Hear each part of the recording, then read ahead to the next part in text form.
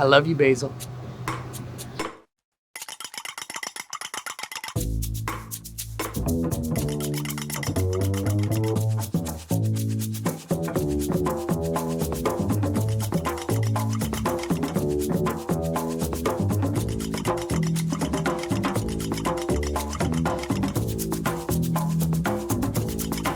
Bruschetta time.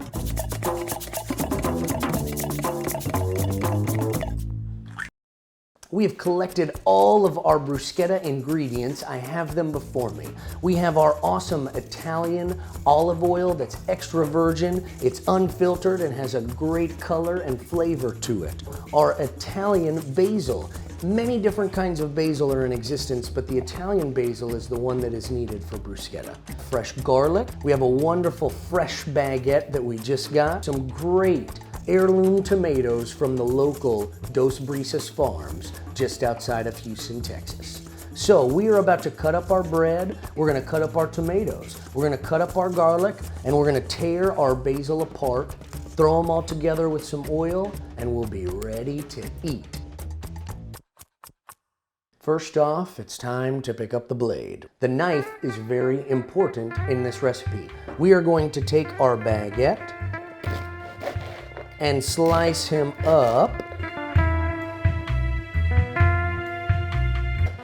And now that we have a bunch of different crostini slices, we are going to line them up on our hotel pan.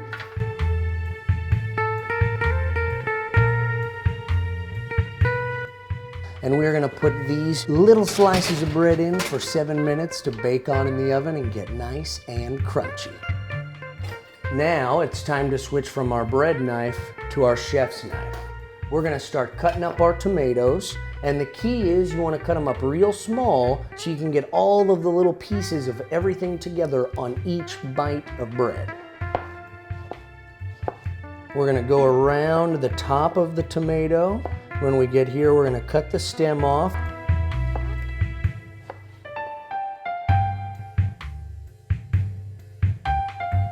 Then you slice this guy to make them into small little cuts. Then you take this, throw them into your bowl.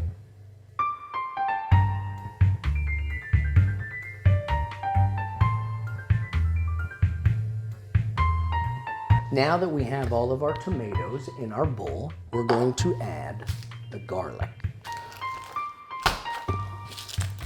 We are going to separate the clove from the bulb.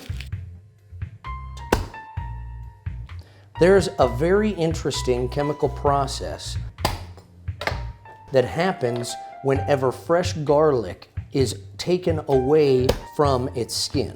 Right now, there is an anti-cancer agent that is loosening itself in that garlic. And if you eat raw garlic, it is going to give you immaculate health benefits that you cannot get unless you have had that raw garlic cut open very, very recently. So now we are going to cut all of our garlic up into little slices. You want to cut the garlic very, very finely because the oil is going to coat it and help contain some of that powerful raw garlic flavor. So the smaller you cut it, the better the garlic is incorporated and works fluidly into the whole homogeneous new mixture of bruschetta. Remember, this is cooking, this is creativity. Here you are in the kitchen. We're gonna put that garlic in. We're gonna save a little bit of it in case we need to add some more when we taste it at the end. Now we have our beautiful fresh basil leaves, and we are going to take our leaves off of the stem because the stem has too much bitterness in it for us to enjoy it raw. We're gonna take those leaves, wrap them up, and we're gonna pull it apart. You're gonna tear this basil. You see, there's another old tradition that says you should not use a knife to cut basil because there's another chemical reaction that happens in the basil that makes it taste more bitter. So if you just do the work and pull it apart with your fingers, your bruschetta is gonna taste better.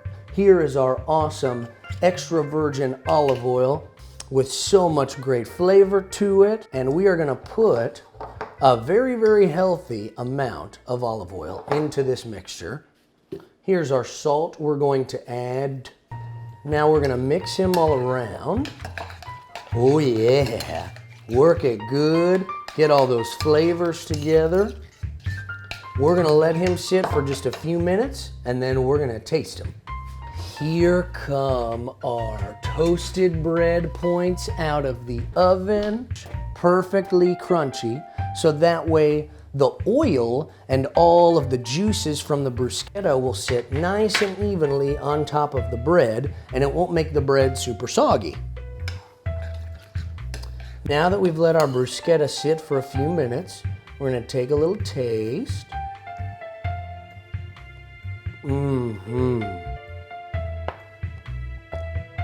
Every component can be tasted.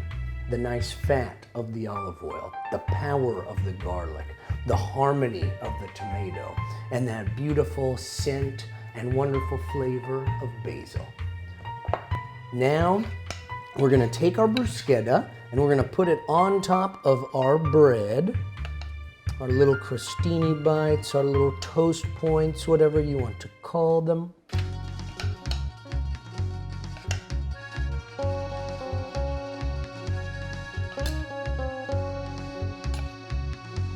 And here is some very, very basic bruschetta that you can make for any occasion, especially in the summertime.